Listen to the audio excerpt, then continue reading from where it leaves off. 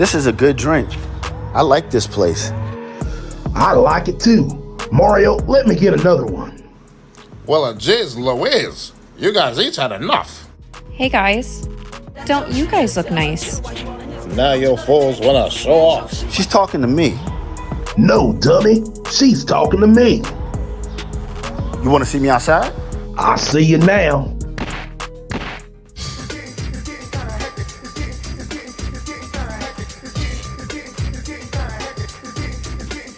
They're fighting over me. Hey, you guys need to break it up. You're wrecking my place. Hey, Sergeant Better Safer, I need you here now. Welp, I got a few pics of them. I'm out.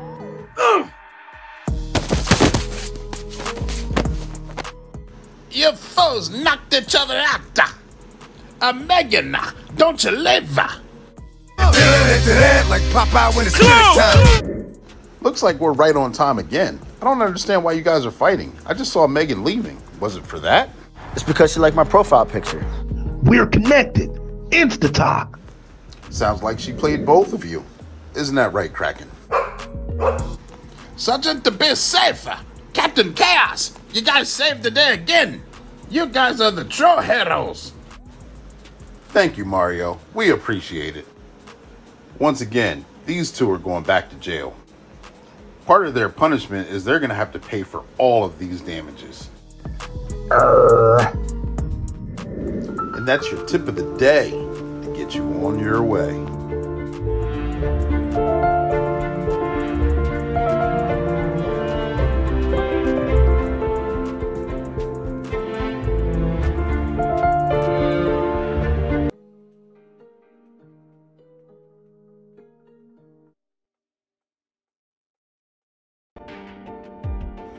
Welcome to Black and Blue, the podcast that's just for you.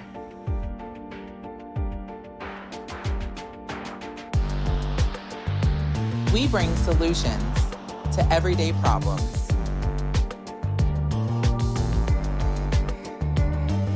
We are here to humanize the badge. By interviewing first responders and discussing their trainings, experiences, and publications. Black and Blue airs weekly at 7 p.m. Eastern Standard Time. Tune in.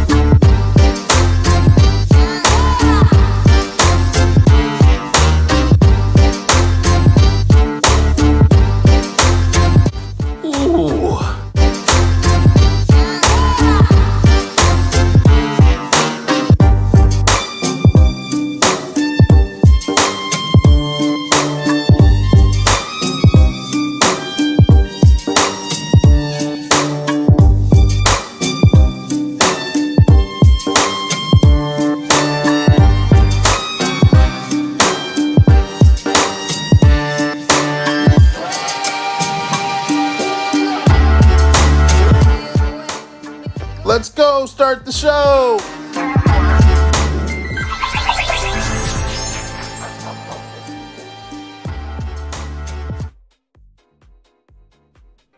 All right, welcome everybody, ladies and gentlemen, boys and girls. Thank you guys for tuning in to another episode of Black and Blue. This is the episode, this is the show where we go live weekly at 7 p.m. Eastern Standard Time, and we have conversations, interviews, and experiences with law enforcement and first responders in this community, whether they talk about their trainings, their publications, or experiences. We are live right now. I am Coach Clee. I am your host. I'm your motivational speaker, your empowerment coach, your author, and your favorite baker's favorite baker. And we're going to have a lot of fun today. Some of you may know the guests that we have here. Others of you may not. But either way, we're going to get to know him and get to know the things that he's done in this field. And we're going to have a lot of fun doing it. I apologize. The podcast background's under construction, but we're going to get right through it. I promise you it's going to look better as we continue on. And I hope you guys are going to like it, and with more to come.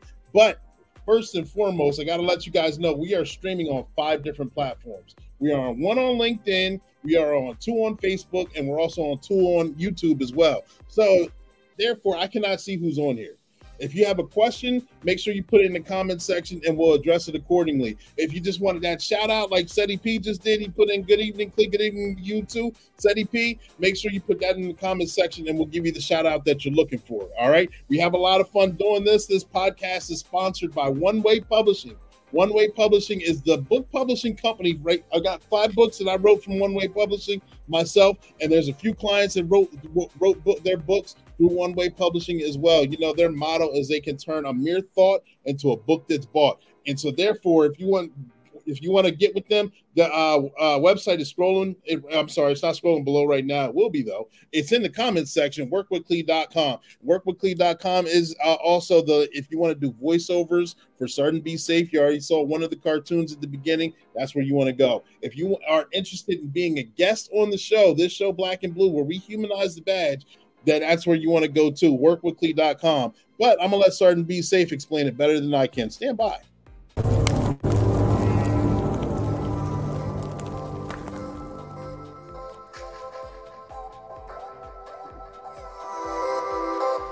Hi, I'm Sergeant Be Safe. One Way Publishing is the sponsor for the podcast Black and Blue. And these books behind me are a few of the books that are on their website. Check out the latest one, The Lab Part 2. It just came out. It's a compilation of former guests that were on the show. But make sure you tune into the podcast. That way you can see cartoons of me giving out safety tips on how you can be safe.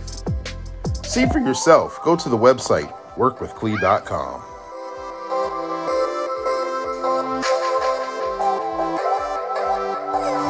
Subscribe now.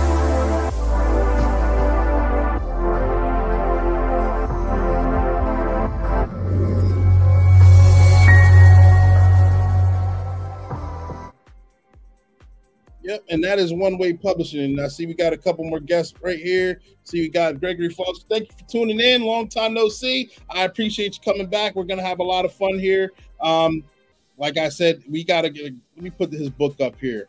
His book, he's a relatively new author. He's been in the field of law enforcement for a few years now, but there it is, Looking for Trouble by Maurice Hicks. And I even told him, before I bring a guest on the show, I normally read their book, so therefore I have a little insight, but his book arrived 2 days ago, so this is going to be brand new for me too, so I'm excited to dive into this book and to get to learn more about him. I got to give a shout out to Karen Joyner Mitchell, because she's the one who connected both of us. I met her at an event.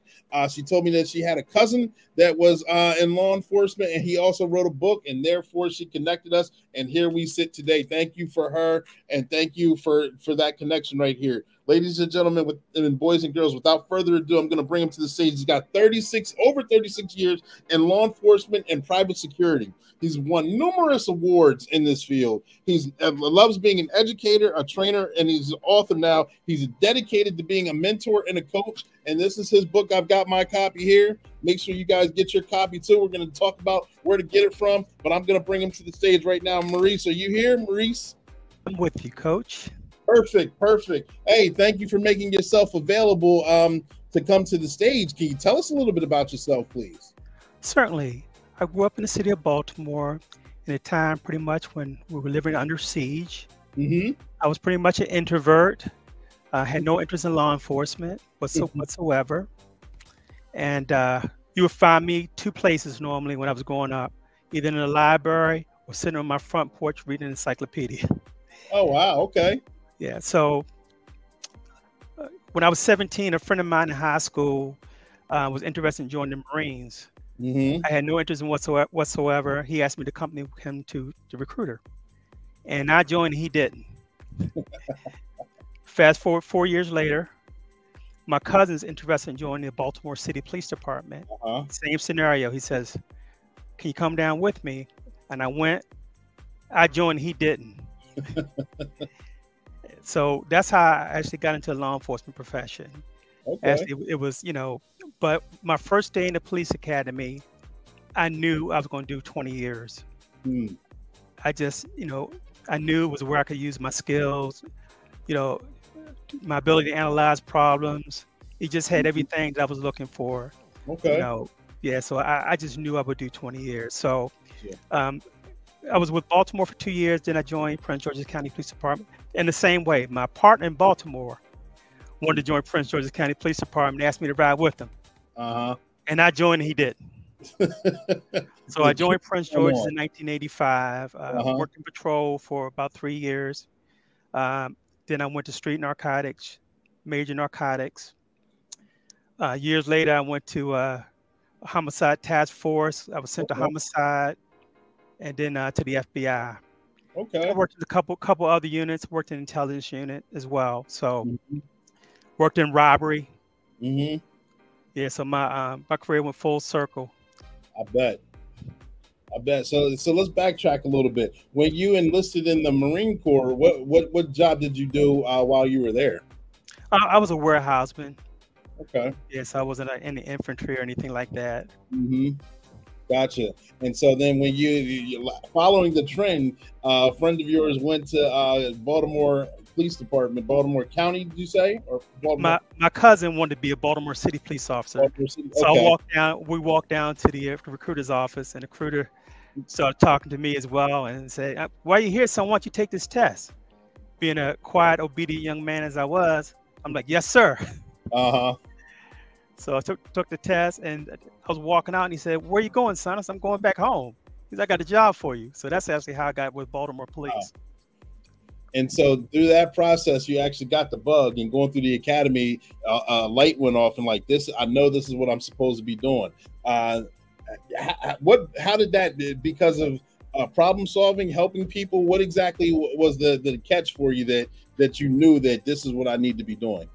Well, one thing that really impacted me as a child growing up, there was a group of men that took over some abandoned garages across the street from where I live, and they would shoot up heroin. Okay.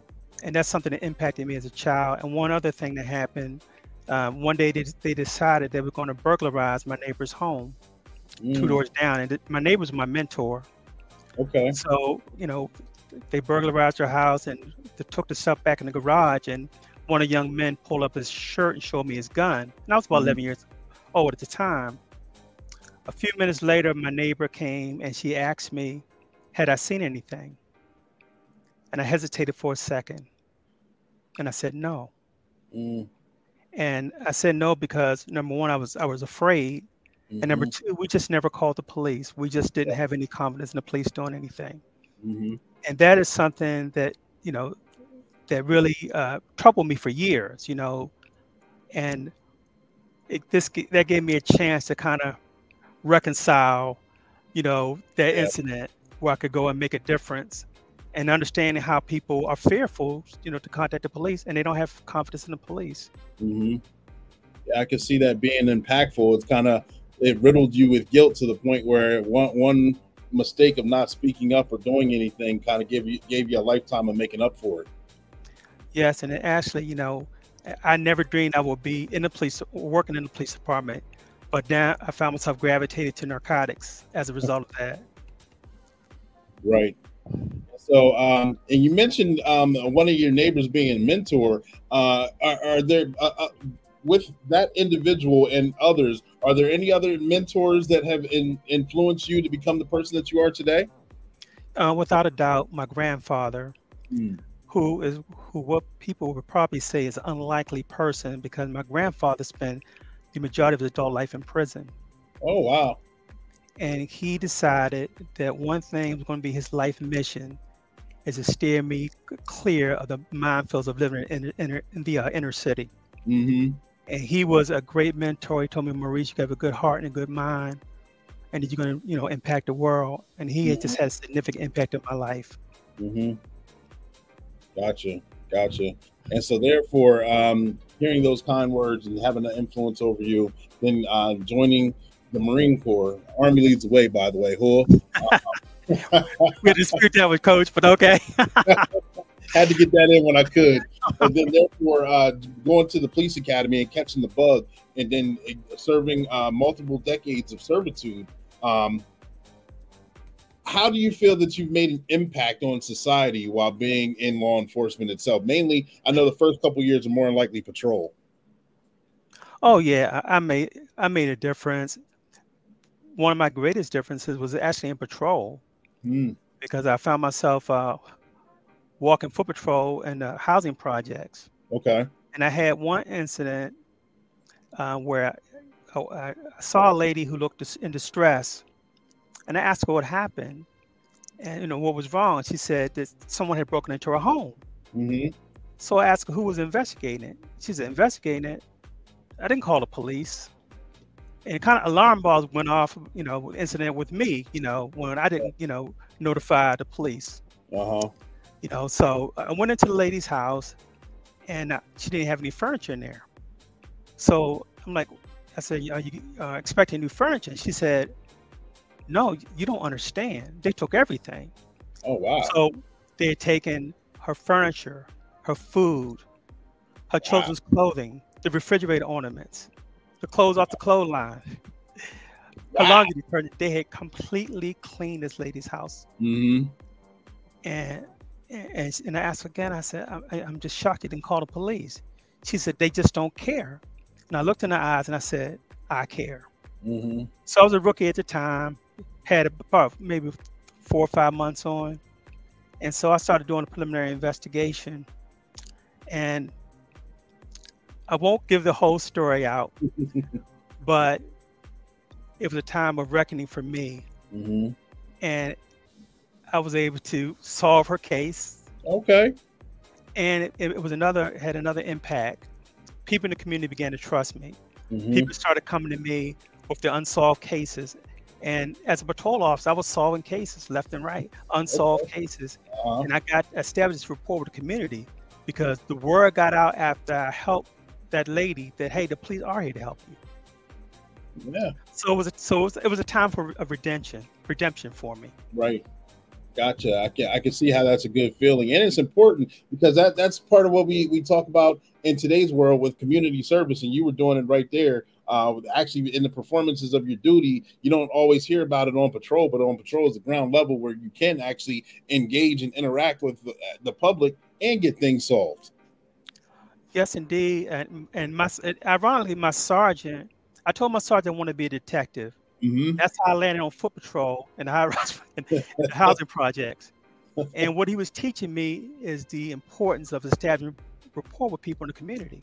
Mm-hmm. And I was really angry with him when he put me out there, And then after I spent about 6 months out there, he said, how many people do you know now? I said, everybody. How many crimes have you solved? A whole bunch of them. Yeah. And that was his whole motive for putting me on foot patrol. Mm-hmm. So in retrospect, the thing that you didn't want to do actually became your golden nugget to help catapult you forward. Yes, it was. And people called me by my first name. I wasn't Officer Hicks. People called me Maurice. Mm-hmm. It was like I was part of the community. Right. Perfect. Good. And then when we're going to take a pause for the cause, ladies and gentlemen, we're going to have a couple of second interlude with Sergeant Be Safe commercial, and we're going to come right back, and then we're going to jump right into the story on how you got into narcotics and investigating and all those fun stories and experiences. But we will be right back. Stand by.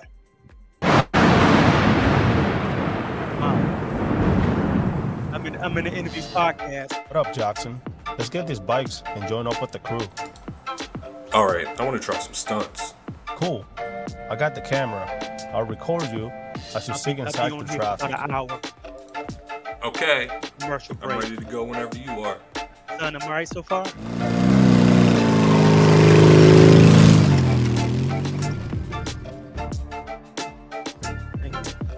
Hey fellas, I hope you don't plan on riding those dirt bikes on the street. Yes.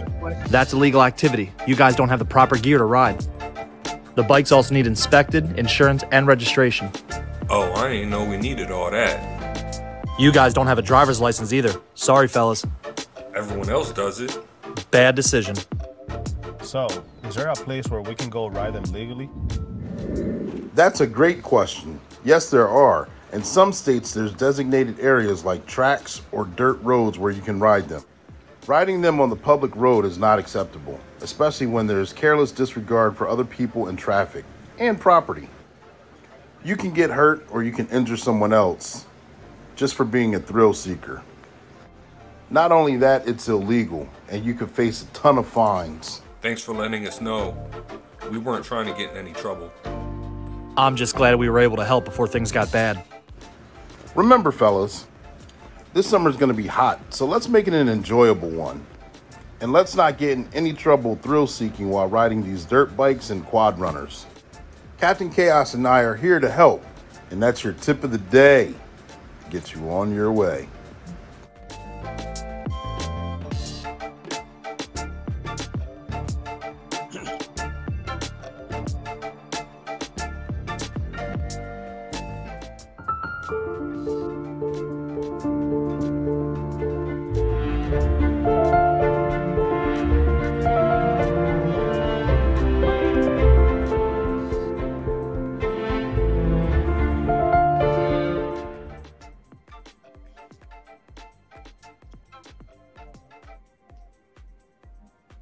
And we are back, ladies and gentlemen, boys and girls. Thank you guys for tuning in. We're jumping right back into this interview with Maurice Hicks. Make sure you guys hit that like button. Likes are free. Likes keep this show going. Likes keep that algorithm popping. And we got Karen, the lady who introduced both of us. She's on here. Hi, Coach Cleet. Thank you for the shout out. Absolutely. And thank you for the connection so we can get this show moving forward. So, Maurice, before the break, we were talking about jumping into how you got into narcotics and investigations like that. You finally became a detective, and not only did you become a detective, you got to do so many amazing and wonderful things. Can you share some of those experiences with us on that end? Oh, absolutely. Well, what got me interested in narcotics? I had a partner. I had someone who was transferring my squad, and he partnered up with me. Mm-hmm. And, he kind of like a hippie dressed up as a cop. You know, he was kind of out of place in patrol. He had been narcotics for 10 years. So we would ride together, and he would just see these drug dealers and jump out the car and start, patting people down. Mm-hmm. And I would never know what was going on. It would happen so fast, and he would never tell me. He wanted to be the star of our show, So that just made me curious. I started watching, and I started noticing he didn't necessarily see a drug deal. What he saw was two people come together for a couple of seconds, separate. One person reaching into his pocket is putting the money from the buy. So so I started studying people as we rode together. So by the time I went from Baltimore to Prince George's County, I had perfected these drug detection skills. So, by my third month on the street in patrol, I led the station in arrests for the entire 3 years. And most of them were narcotics arrests. Okay. For patrol on foot, and traffic stop, I just developed this knack, for narcotics. So an opportunity presented itself, and I interviewed. But what happened was I made a traffic stop, and I got a really nice load of drugs off of these individuals. And normally when I made drug seizures, my squad would post pictures of me and the drugs and money on the doors of our narcotics unit, which obviously would make them very angry. Now, they didn't know they were doing this. And so I was like, once I saw it, oh my God, I'm never going to get narcotics, So when I'm going back to this traffic stop, so I make this traffic stop and it sees a pretty good amount of drugs. I said, well, here's my opportunity. So I turned them over to narcotics, and these guys ended up being the best informants they ever had. Wow. So things started turning around for them. So I began to believe I had somewhat of a chance of getting in there. So I interviewed, and the first time I was taking in street level narcotics. Okay. So we're just doing street level buys. 9 months later, the lieutenant in charge of major narcotics came to me and asked me to come to major narcotics, which really shocked me. said, he had noticed my work and thought I'd be a good pick. So that's how I got. That's how I got into major narcotics. Okay. All right. And from there, did that lead you to being on task force? Where you got to lead, be a leader on the FBI task force itself? Yes. This is how that went down. So we had this drug dealer who I knew as a street level dealer. Mm-hmm. He has since become a drug kingpin. Okay. In homicide, I believe he's responsible for about 12 murders. Oh, wow. So the best in narcotics tried to catch him. For years, couldn't catch him. The best in the best of homicide couldn't catch him. Station level detective couldn't catch him. Or if they caught him, he always beat the charge. Mm-hmm. So the homicide sergeant's on the scene of a homicide, and they're interviewing this witness. And when they mention this guy's name, the woman almost has a heart attack just about to mention his name. Wow. So the sergeant said, this guy must be really bad. So the homicide detective said, we've been trying to tell you for years, this guy's a menace to society. He's been killing people for years. So the decision is made to form a task force. First it's going to be me for major narcotics and 2 homicide detectives. Okay. So later on, 2 FBI agents joined. So it was 2 homicide detectives, myself, and 2 FBI agents. Mm-hmm. What made me, the reason why I got the case is because I had an active investigation organization. At the time, the chief of detectives calls down to the lieutenant in major narcotics and says, so tell me, Lieutenant, which one of your hotshot detectives has this kingpin on the investigation? You have a whole bunch of detectives down there.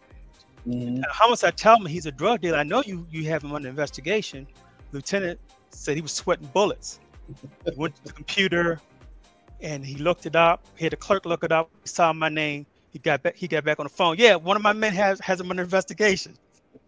So everybody was jockeying for that position. The lieutenant said, no, Maurice had him under investigation. He's going to get the case. Okay.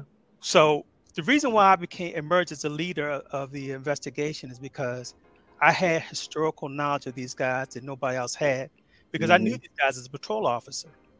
I interacted with them, the people who were murder victims, their friends. I knew these people from being a patrol officer. So we ended up doing a wire on them. And of course, because I talked to these people, knew them, I knew their voices on the phone. Right. Right. So I had so much historical knowledge for so many years about these individuals. That's why I emerged as the leader of the task force. Gotcha. Hey, that sounds like they borrowed, The Wire had borrowed a few excerpts from your experience. You know, it was interesting. I was going to write this book years earlier, and my cousin actually talked me out of it. He said, Maurice, everybody knows what goes on in the inner city.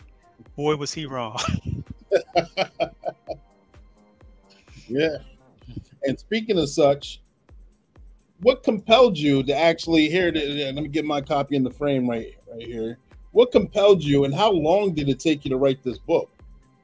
Yes, 2 things compelled me to write it. The first thing is I've been a teacher at the University of Maryland Global Campus for about almost 23 years. And one of my favorite teaching techniques is using the case studies method. So I found that a lot of topics that I was teaching had to do with cases that I worked. Okay. So what I did was I used my actual cases as a case study, studies. And I wouldn't reveal to the students that it was actually my case when I had them going through all these changes trying to solve these cases. And at the end, I would reveal to them, hey, this is an actual case, it's a case of mine. And my students would say, my God, that would make a great book. So that was one thing. The second thing is, as I would travel throughout the U.S., people would inadvertently ask me what I did for a living. When I would tell them, I was in law enforcement, they would say, well, tell me your most interesting story. So I would tell people these stories, and everybody said the same thing. Man, that would make a great book. So that's what inspired me to write the book. As far as how long it took me to write the book, I wrote it during the pandemic. So for 2.5 months, I was racing against the clock before I went back to work. Right. So almost every waking hour for 2.5 months, all I did was write. And then I started posting excerpts from the book on social media. And that really changed how I wrote the book because I had to use teasers. So I learned how to write it with suspense. So I spent like another year and a half tweaking it so we'll have suspense. Okay. And of those excerpts, do you have anything that you can share with us from your book, Looking for Trouble? Sure, I can. I have a couple here. Okay. This one is called Rumble in the Jungle. Okay. I needed help and I needed it fast. I was trapped in the muggy, tiny apartment. The heat and humidity had sweat pouring down my face, obstructing my vision. I was in desperate need of an extraction. I wondered if Backer would find me in that hellhole. I had made a rookie mistake. Now the laws of the street would prevail. They wanted me to pay for it all.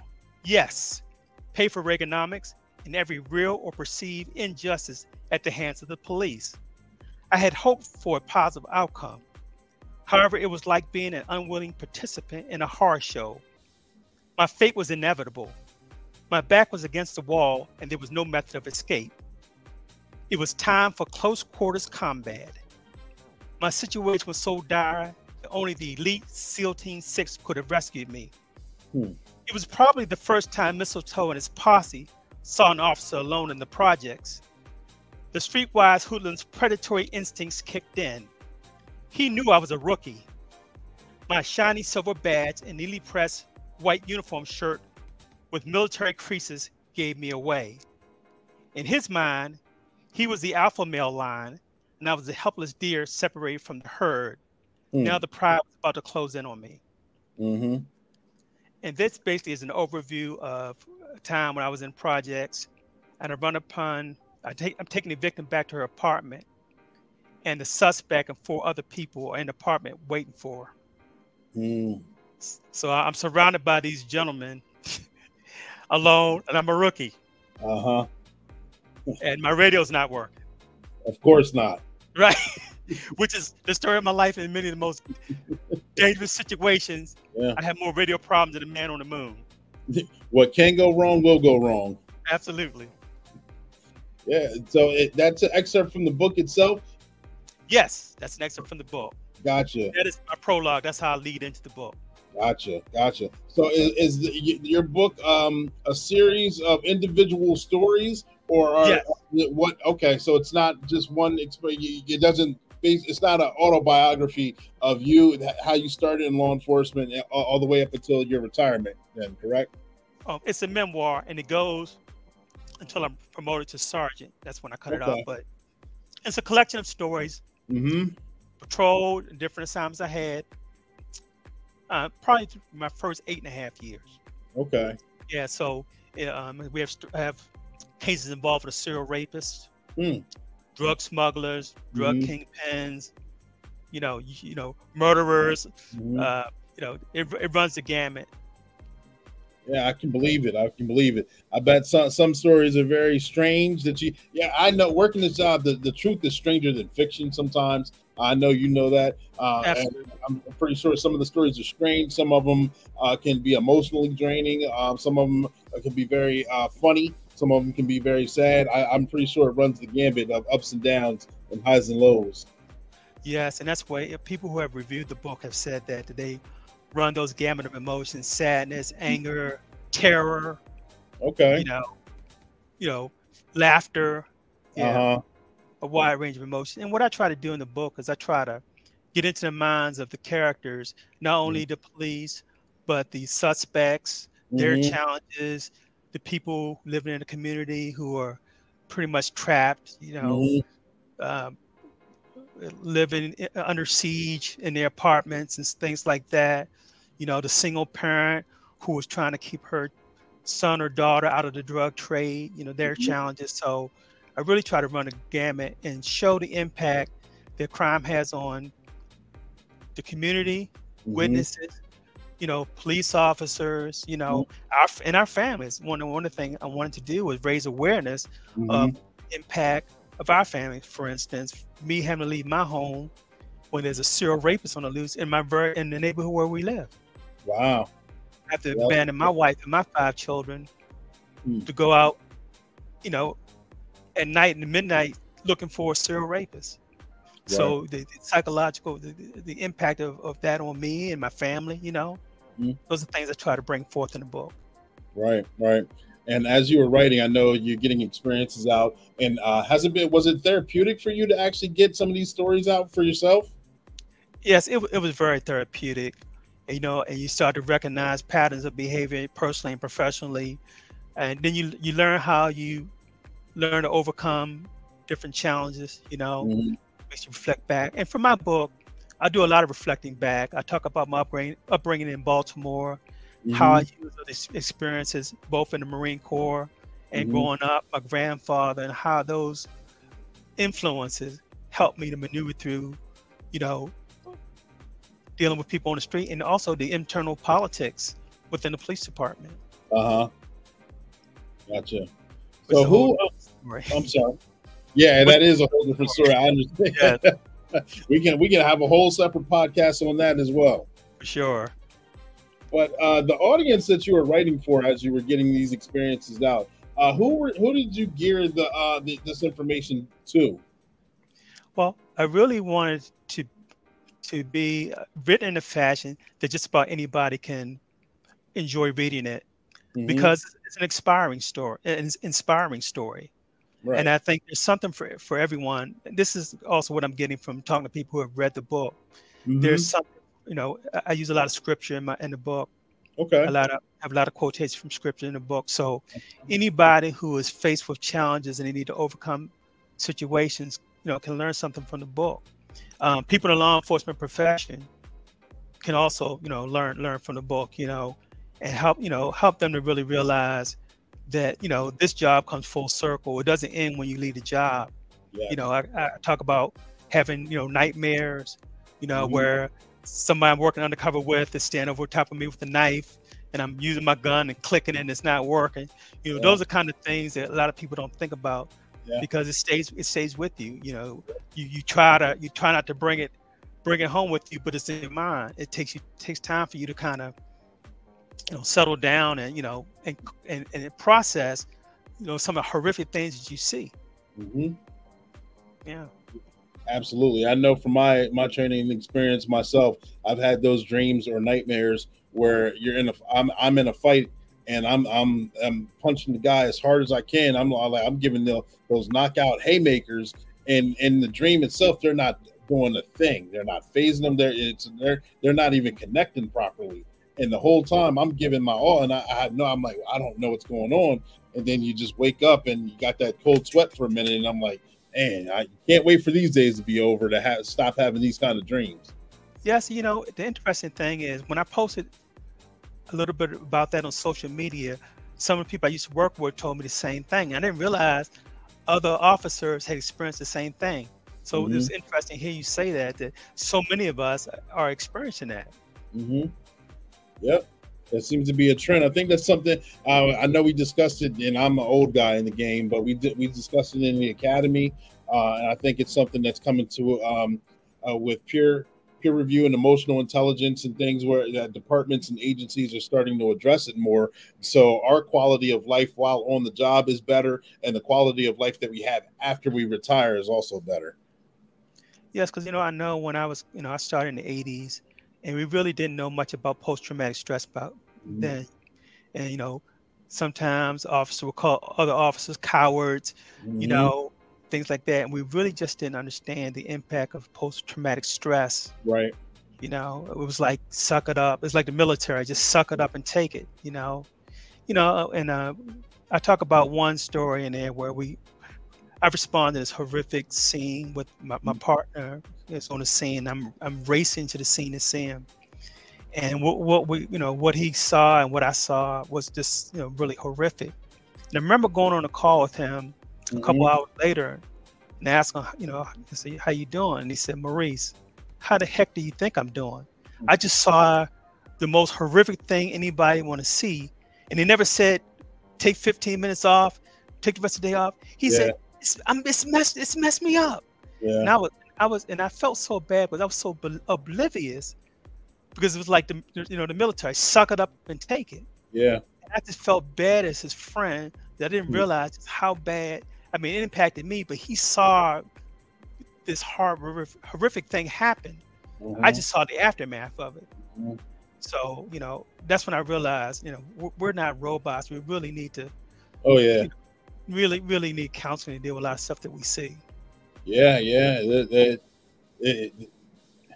this job can tear you up. Things go with you, and yeah, it can really. You got to get those feelings and emotions out. The things that we see while on the job do change you. I remember the guy who was considered my first FTO at the first department I was with. He said, the way you come in this job, and I was happy-go-lucky. I was eager. I couldn't wait to get into all these different adventures and experience so many things. He said, the way you come into this job is not going to be the way that you leave this job, but you can still have a wonderful career, but you just have to take care of your mind, body, and soul in the process.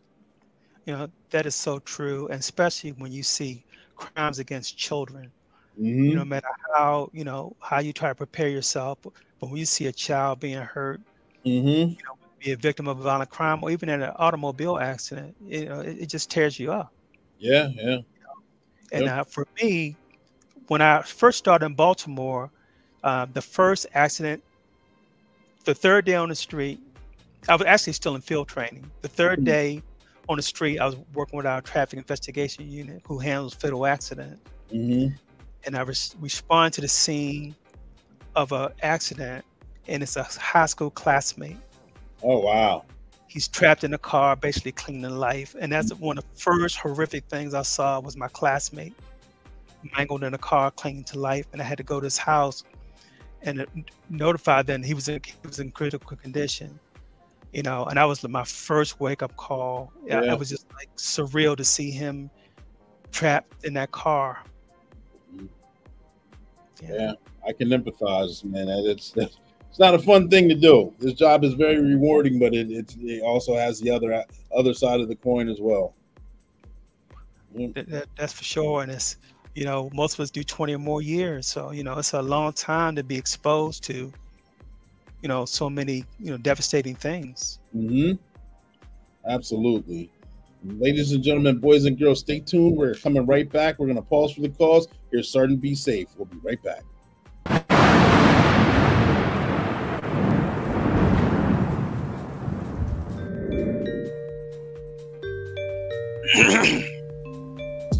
Here's my chance. No cameras, no security systems, nothing. I'm about to own this house.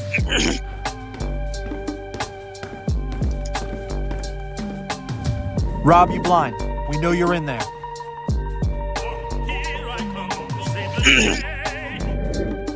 Oh no! It's Be Safe. The house is surrounded. Come out with your hands up.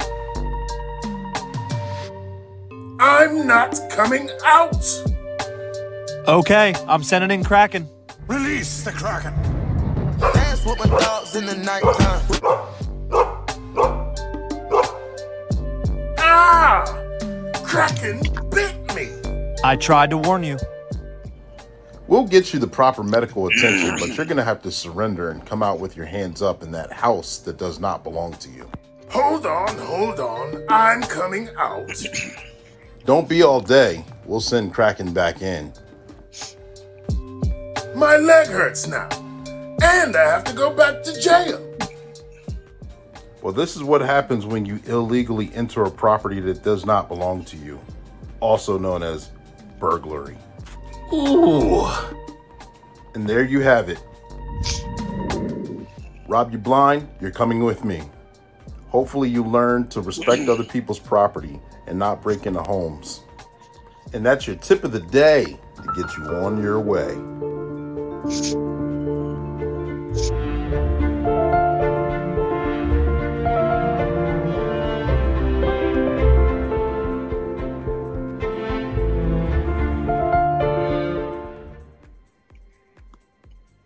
And we are back, ladies and gentlemen, boys and girls. We're discussing Maurice Hicks's book right here, Looking for Trouble. I know it's kind of blocked by the banner right there, but there it is. If I know you discussed an excerpt from it and you told us your experiences through your career in law enforcement, but if anyone wanted to pick up a copy of this book, how would they go about doing that? Certainly, they can purchase them on Barnes and Noble, Amazon, Google Play, and Apple iTunes Store. Ebooks, it's a whole bunch of different platforms, but Amazon is probably the quickest way to get it. Perfect. And I know, like you said, you just recently had was it your very first book signing? Oh, actually, it was my second. I had my first one in Aruba I think about 2 months ago. So that was really fun. I bet. So that was really fun. And, people are so friendly there, and it was just a really great experience. And,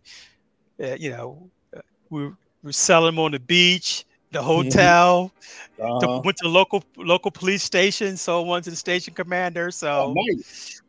Yeah. And so I had a book launch party about 2 weeks ago in Greenbelt, Maryland. Okay. Yeah, so that was a lot of fun. Got to see a lot of my former colleagues from both Baltimore and Prince George's County Police Department. So it was really good. Some of my former robbery detectives and just a lot of people went to the academy with in Baltimore and everything else. It was really fun. That's cool. And congratulations for you on both. The one in Aruba, that sounds like a good trip in itself, and then your other one back home with your former colleagues and employees. Yes, I should say. Yes, and more on the horizon. Yep. And Shayla says, "Certain be safe is the best." I believe that's one of our favorite cartoons that just played. Thank you very much. Thank you for tuning in. Make sure you guys give us a like. And Maurice, that to kind of take a segue into another topic of things that you do. You, like we discussed backstage, you have your own agency as well, correct? Yes, private detective agency, both in Nevada and in Maryland, and security companies both. Yeah, so I've had a good time working cases in Las Vegas, Sin City, where they have us, what I would describe as cheaters of every kind, whether it be the workman's compensation, fraud, or, it runs the gamut. So, and sometimes I've served legal papers to high-end clients, high-end clients for celebrities, people coming through town, who they can't catch in other countries. They finally come to a conference in Las Vegas, and I do a stakeout to catch them at these different conferences. So it's been a heck of an experience. I bet. Yeah, and how long were you doing private investigating? You said in Las Vegas and in Maryland. How long? Yes. Totally were you doing both? About 17 years. Okay. Yeah, about 17 years. Yeah, having a great time. I felt like I was almost with the PD, working embezzlement cases, and still doing undercover work. Okay. Yeah. And without giving too many details, are there any experiences that you can share with us? Well, we had a person who was embezzling money from his company, and I had somebody make an introduction to me, and I go with him up into this expensive condo that he owns that he can't afford based on his salary. Right. So he's telling me about how he's gonna buy this suite, and he's telling me all the stuff, and I'm wired up and I'm videotaping him the whole time. Wow. So he goes back to work, and of course his employer shows him this video. His face almost hit the floor when he found I was an undercover operative. So yeah, that's just one of the many cases, wow, that I did, and still get a chance to use those undercover skills. Yeah. Practical skills, skills that you learn while on the job are able to be used in other facets of life. Absolutely. Yeah. So let me change gears one more time. Through the course of the career, and I know it's been very challenging now since the pandemic hit. We've had a lot of ups and downs, highs and lows. I know this career is very cyclic, where sometimes we're at the very top, most of the times we're in the very middle, and sometimes, and it seems like a long drawn out time, law enforcement and first responders are at the very bottom of what it seems like in society. It kind of takes a toll on either rookies, new hires, or people who are thinking about getting into the career field, and it definitely takes a toll on the seasoned vets. What would you say to anyone who's looking to get into the career of law enforcement, but are kind of have dipped their toe in the water, but haven't jumped all the way in? What kind of advice would you give them? Well, one piece of advice I would give them is to really research and understand what you're getting into. Mm-hmm. And, this job is a calling. Right. It's not just, it's a job where you really have to care about people and relate to their struggles. Mm-hmm. Yeah, you really do. It's something that if you don't have a love for people, this is just not the job for you. Right. If you're a judgmental person, it's not the job for you. Right. Because, the way I would tell them, approach this the way you would approach a family member who's struggling with a problem. Mm-hmm. They may be struggling with addiction, alcoholism, mental health. But, I think a lot of times when you get in this profession, you can become self-righteous. And that's something that we have to guard against. Right. Because people, no matter what, they expect us to be the good guys. We're the problem solvers. We have to have empathy. And that is something I learned from my first training officer in Baltimore. Okay. He was a 20-year veteran. He spent his entire time in patrol. He never lost his enthusiasm, and he never lost his compassion for people. And that's what he told me. He said, Maurice, as long as you're on this job, never lose your compassion for people. And he says, do whatever you have to do as long as you can justify it. It may not be written in department procedure, but follow those guidelines in your career, and you'll be just fine. And he was absolutely right. And if I could tell you about a quick story where I used his advice. Absolutely. Me and my partner responded to a scene of a disturbance. We went to the apartment. When we get there, this guy's like, he's by the curtains, like he's trying to climb the curtains. He's on PCP. So I'm talking to a lady and I'm asking, well, what's wrong with that guy? And they have an infant, a newborn. It's probably like 3 months old. So she's cursing me out and get the F out of my house type of deal. I said, wait a minute now. So I called Protective Services to let them know. And we're supposed to, before we remove a child, we're supposed to, contact them to get approval. Right. But we were there for like an hour and nobody would call us back. So I looked at my partner. I said, I'm taking the baby with me. He said, you got to be kidding. He's you daggone well, they're going to write you up. I said, oh, the baby's coming with me. Grab the car seats. So I took the baby. Of course, she had a fit. I took the baby, went to the station. And the sergeant's like, oh, my God, what have you done now? What the heck is this baby doing in the station? So I told him. So I said, what would you like us to do? Stay there till the guy freaks out on us and cut us in half or whatever, what do you expect me to do? I'm not going to leave a baby in that environment. So the Protective Services worker eventually calls the lady, goes there, talk to her, and they devise this plan how they're gonna make a complaint on me and encouraging the lady to sue me. Oh, wow. Yeah. So when my sergeant talked to me about it, I said, what my FTO told me in Baltimore was, do whatever you have to do as long as you can justify it. And if they write me up, so be it. I get a fine or whatever. But at least I know that baby's safe. So Sarge said, well, you violate departmental policy, you're going to pay the price. In the end, they did an investigation, and the director of Department of Public Services wrote me a letter of commendation.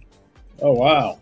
And she said that I used my discretion, broke the rules when it was necessary to do so. So, like my FTO said, do whatever you have to do as long as you can justify it. I live by those words. It's helped me in my personal and professional life. There you go. Yeah. Situation that you can tell had an impact on you, and not just you, it has an impact on others because you shared the story, and it had an impact on that child at the time as well. Who knows what would have happened if you decided not to go a different direction. Yeah, and it was good advice. I mean, if I hadn't gotten that advice, I'd been more likely to just follow the rule. Don't work. Don't get written up. Have your record. Keep your record squeaky clean. But he really, he taught me a lot. And when he trained me, field training was only 5 days, and that was still while you were in the academy. It's not like now you go 90 days. It was 5 days. But I can tell you, in those 5 days, he taught me so much. He taught me about discretion. He gave me an example of pulling somebody over, a single parent over, who went to the store to get some milk for a baby. She has a suspended license and she has different violations on the car. He told me about, he pulled the lady over and he said, "What do you think I did?" I said, "You wrote her the tickets and took her car." He said, "No, I didn't." I told her, "Go straight home and don't let me catch you out here again." He said, "Because if I'd have written her a ticket and impounded that car, I'd have put her into a rabbit hole that she would probably never climb out of." He said, "Again, you have a lot of discretion out here. You can go by the book, or you can just remember, to have compassion for people." And it's just really important lessons I learned from him. Right. Good story. Good stories. Good situation. Good learning points. Absolutely. I'm gonna segue the second part of the question then, because that information that you just shared is good for all of us, and it's good for any individuals who's thinking about getting into this occupation but haven't totally committed or made the full decision. Now let's talk to the seasoned guys who have been here 10, 15, maybe 20, 25, however long, and they're just holding on. They're hanging on, and things. They're tired of the rigmarole. They're what's it called? Retired on duty, or quiet quitting, as the new term is. What would you say to those seasoned guys who are still in the profession and they're kind of teetering? Should they just get out and retire, or should they finish their tour? The first thing I would say is for them to reflect back on why they joined the police department to begin with. Most of us joined this job because we really want to help people. Right. What we do is extremely important. I know I've saved lives so many different ways, and if you hang in there, you're going to have a lot of stories to pass on to your children about how you made a difference in this world. It takes a special kind of person to run toward trouble when everyone else is running from it. Exactly. But we just have to go back to the basics, because somebody has to do this job. Somebody has to protect the citizens. Somebody has to protect the children. We're guardians of peace, and what we do is so important. And we have to always remember that it's not just a job. We make a difference where a lot of people, a lot of people can't. You can touch people's lives. You can save lives. And every job doesn't have those benefits. Right.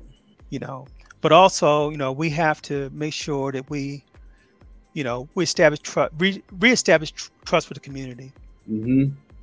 Because, to be quite honest, we could have done a better job of policing ourselves over the years. Oh yeah, absolutely. And it's gotten to where it is now, and I know it's challenging. Because we just don't have the support. When I started, policing was prestigious. People looked up to you. Everybody has to work individually to try to get that back. Where people feel good about the police, they feel connected. Right.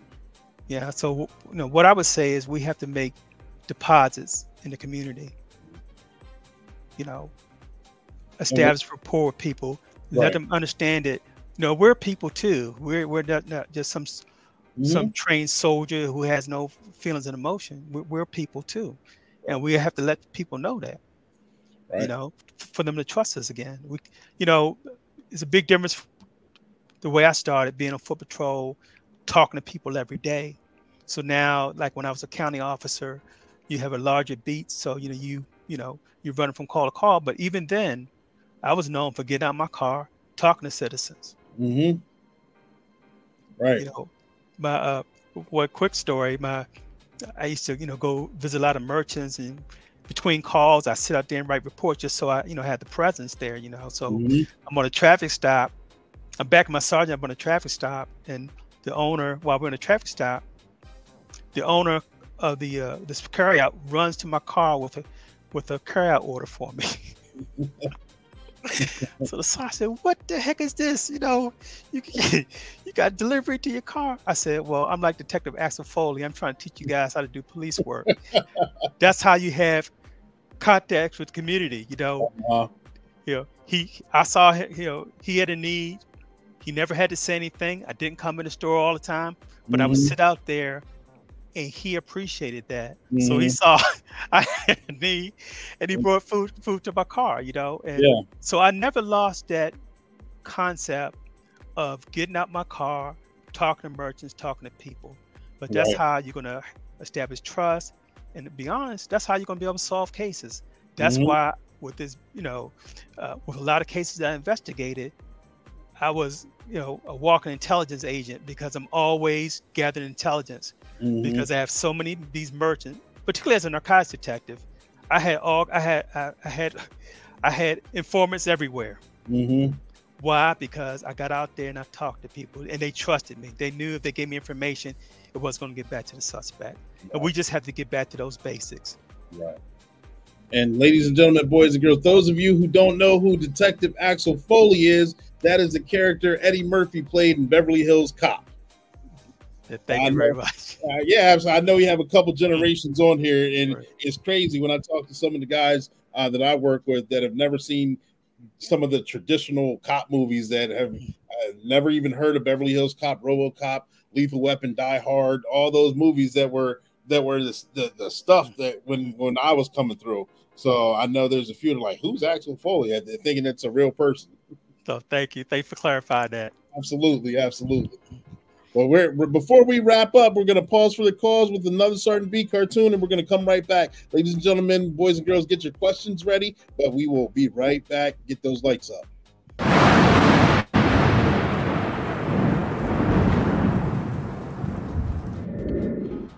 Hey, bro, we got next game. Bro, what's going on? We got this pickup game we're about to get started. I got a bag full of treats. Come on, man. Don't nobody want your treats. Treats? What kind of treats? Vapes, pills, and drugs. Whoa, what do you mean? Don't tell your parents.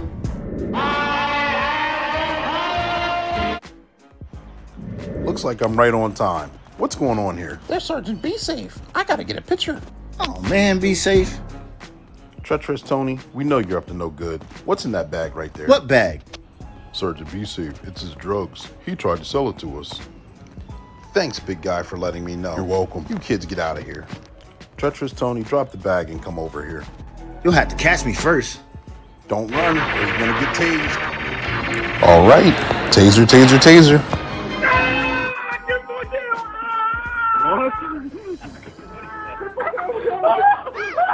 All right.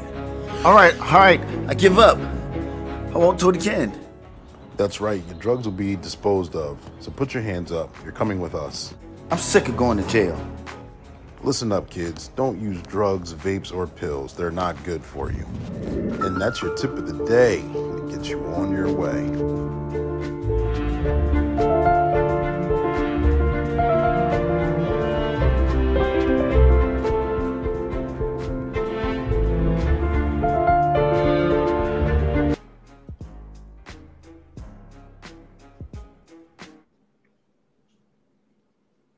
And we are back, ladies and gentlemen, boys and girls. Got Karen in here talking about the movies that we were talking about with Lethal Weapon, Die Hard, and such. She said those are great movies. They are great movies. Those are movies that if they come on today, will still probably captivate my attention right now, and I'd pay attention to it. Another comment, we got Dice Maker Dupes right here. Some of his best cases come from civilian informants. Starts with building those relationships, giving out your number, and answering when they call. Absolutely. I mean, those friendships, those developments, just getting out doing community policing will work wonders on situations where you fill in the blanks on so many different things. And he's absolutely right. You get more bees from honey than you do with vinegar, as the old phrase says. Yes, indeed. Yep. And so therefore we had a great conversation. We got to talk about your book. Here it is again. Looking for Trouble by Maurice Hicks. Make sure you guys get yourselves a copy. Amazon, Barnes & Nobles, and other links are there available out there. We'll make sure we'll put a link in the comments section, so make sure you guys check that out. And through the course of the conversation, I know we had a great interview right here. I may have forgot to ask a question, or I may have jogged your memory and something that is still right there on the tip of your tongue that you want to share with us or get out there. Right now, the floor is yours. Is there anything else that you would like to share with us? Well, I guess just emphasize the importance of establishing a rapport with the community. Mm-hmm. And we have to work as an occupation to get our trust back. Going back to the times, when people love and respect the police, mm-hmm. without a doubt. And like I said, we have to show compassion for people, mm-hmm. and people need to know that we have compassion. I cared about people in my beat, and the mm-hmm. people in the community, and I really wanted to solve cases. It touched me personally a lot of times. In fact, these series of murders by this organization, it was very personal for me, because a lot of people that were killed were people I had talked to, juveniles. I had told them, mm-hmm. Not to, get into the drug trade, to right. get out of it, to get away from this guy, mm-hmm. So I had people coming to me talking about, their children had been killed, and it tore my heart out. Yeah. If we couldn't solve the case, mm-hmm. So, but people need to know that we as an occupation care about them, mm-hmm. we care about their family, we care about their struggles. Right. Good share. Yes, thank you. You're absolutely right. Compassion and caring for the public is a big thing. Like you said, this job is a calling, and you can't do this job properly or effectively if you don't care about the citizens that you actually work for. Absolutely. Yeah. Yes. And we have officers coming on who have a degree in criminal justice, criminology, mm-hmm. but if you don't care about people, you can't be effective, in my view. Yep, I agree. You have to really care about people and their struggles. If you have this hardcore attitude, us against them, in my view, you just can't be effective. Right. Because when you care, you're going to put your heart and soul into these cases. Yep.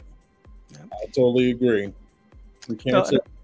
As usual, another great interview, Coach. Thank you very much, and good luck with your book, Maurice. Absolutely. Thank you so much.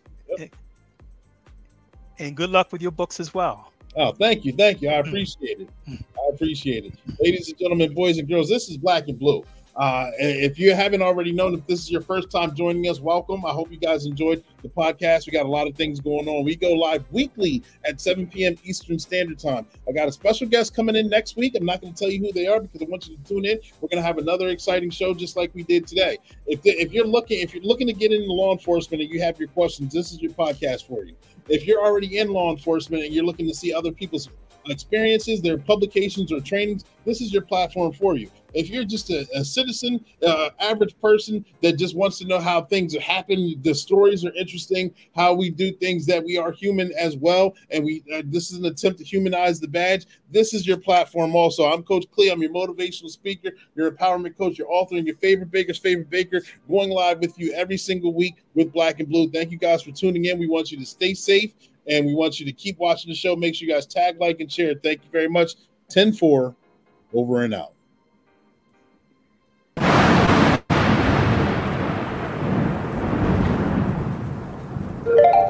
Hi, Ava. Hey, Maya.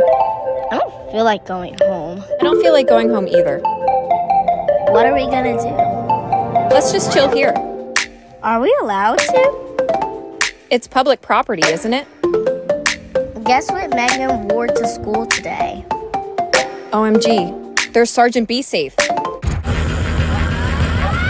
get it on, baby. Cause I'm ready to start. Take the locks off the cage, cause I'm ready to bop. It's late. What are you girls doing here? Are we in trouble? Trespassing, loitering and prowling, along with curfew violations, are a big deal. Thank you, but I'll take it from here, Captain Chaos. Rules are made for a reason. A lot of bad things can go on after curfew. We're gonna have to call your parents. You girls must have snuck out, which is not good. Ladies, thank you for showing up in a timely manner. I just want to let you know this will be a warning for them. They can't be out past curfew, especially on private property. Not only that, but they're also loitering and prowling. You two are able to take your daughters home. I know they'll get straightened out. You and Captain Chaos keep up the great work. Thank you, Sergeant Be Safe.